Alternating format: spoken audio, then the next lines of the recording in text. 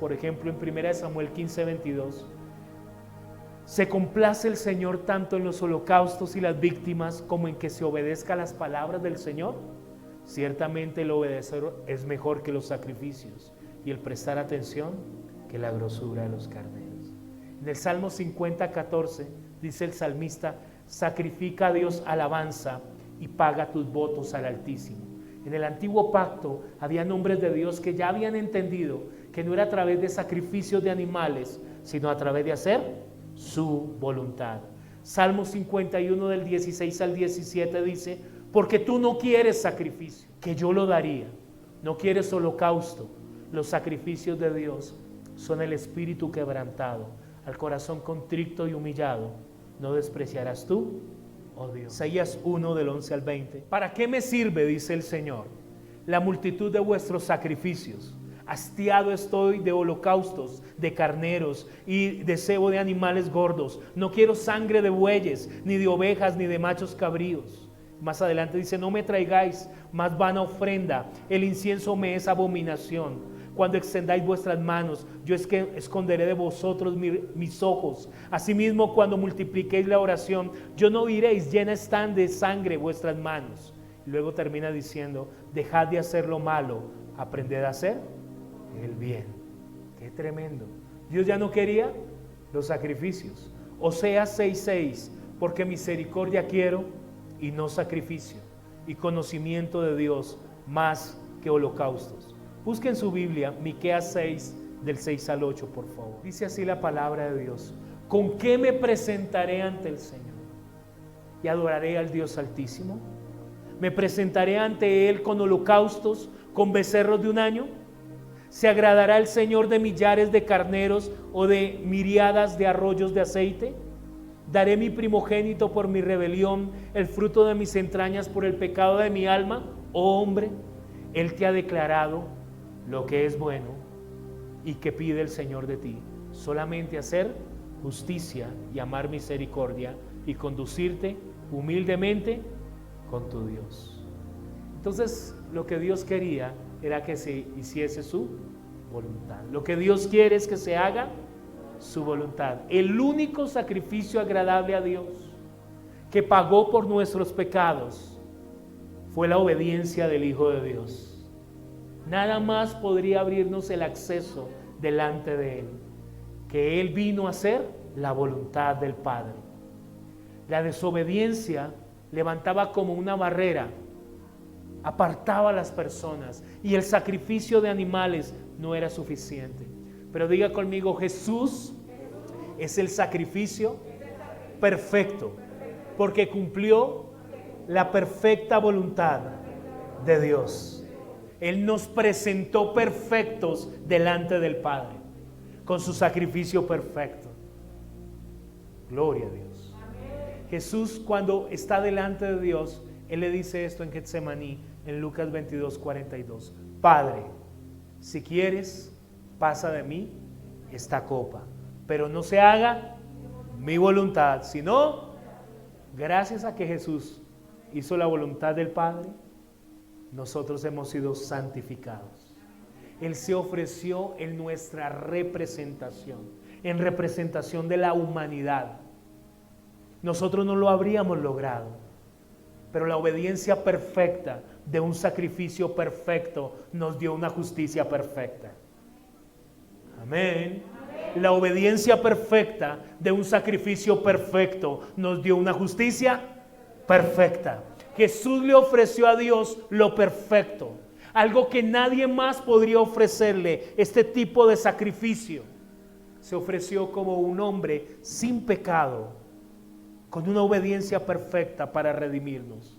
Así que Jesús está en nuestra representación y ahora abre un camino nuevo. Nos dejó abierto ese camino para que tú y yo entremos al lugar precioso, al lugar santísimo, a la misma presencia de Dios. Porque Él lo hizo, nosotros lo podemos hacer.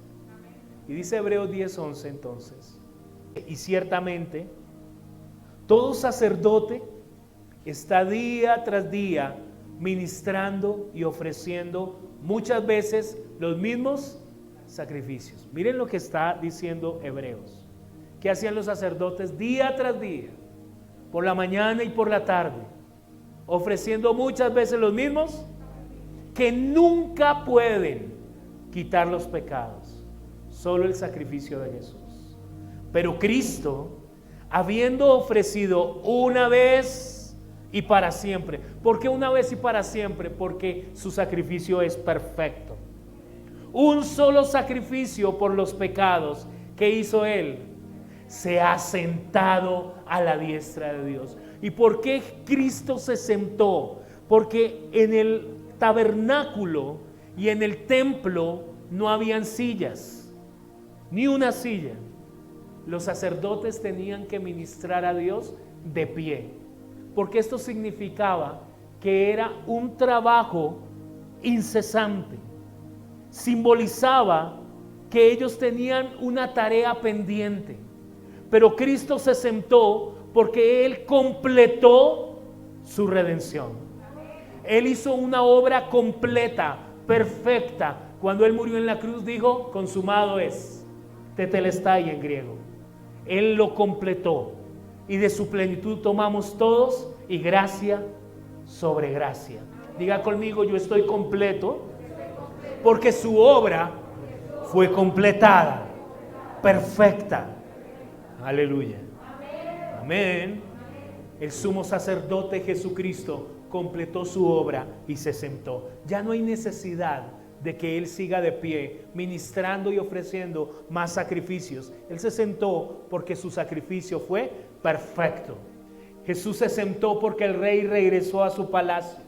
Él cumplió su misión a cabalidad. Él obtuvo la victoria por nosotros y se sentó a la diestra del Padre.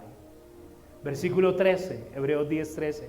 Y de ahí en adelante, esperando hasta que sus enemigos sean puestos por estrados de sus pies. Y saben, esto no está hablando de enemigos espirituales solamente, porque Él ya venció, los despojó públicamente a sus enemigos. Está hablando del ser humano que no está reconciliado con Él. Nosotros éramos enemigos de Dios, pero fuimos reconciliados en Jesucristo. Y ahora nos hemos sometido.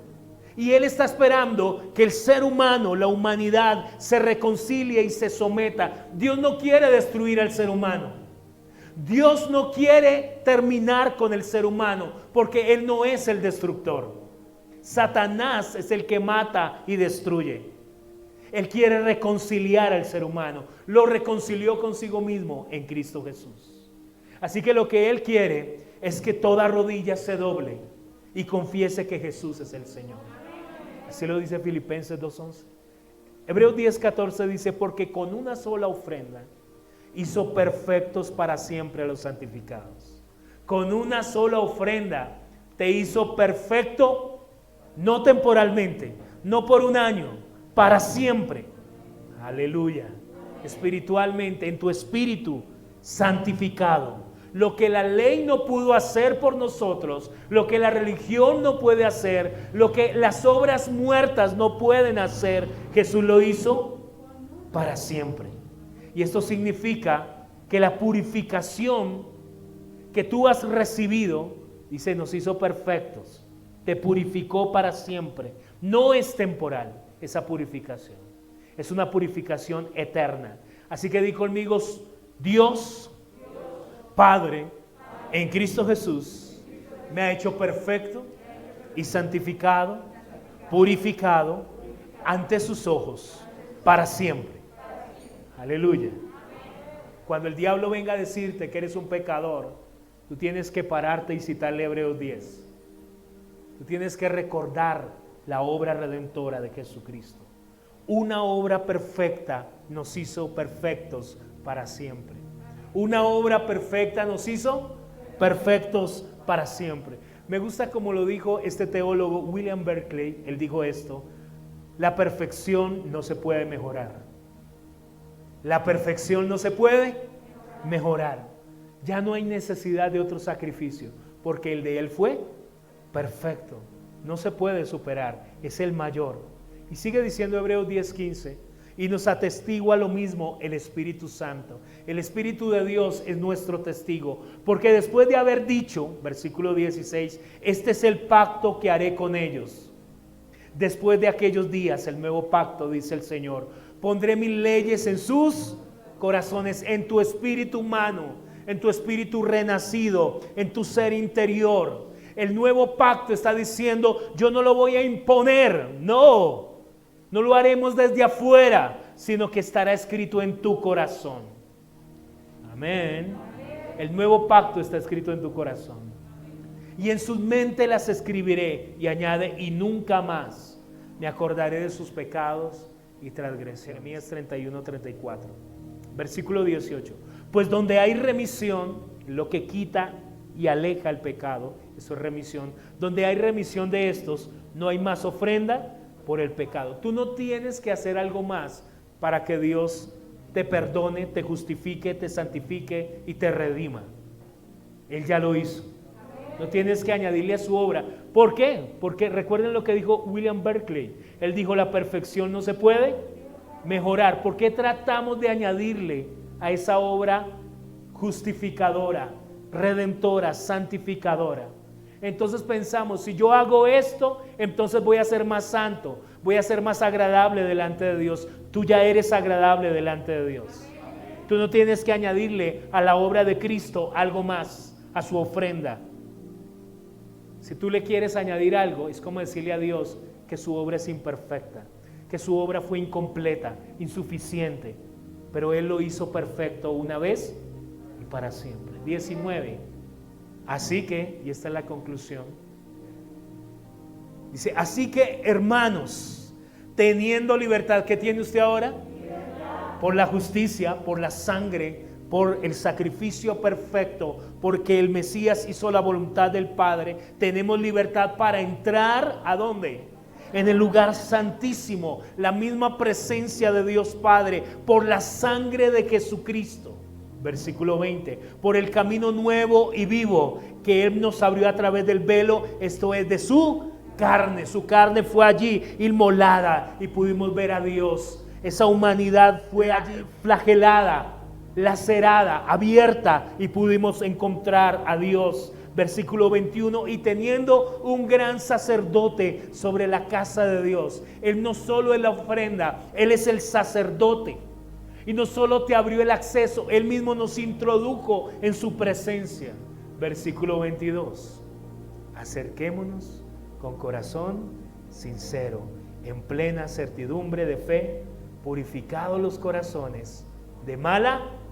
¿Cómo debe acercarse usted? Dice la Biblia que usted se tiene que acercar con plena certidumbre de fe.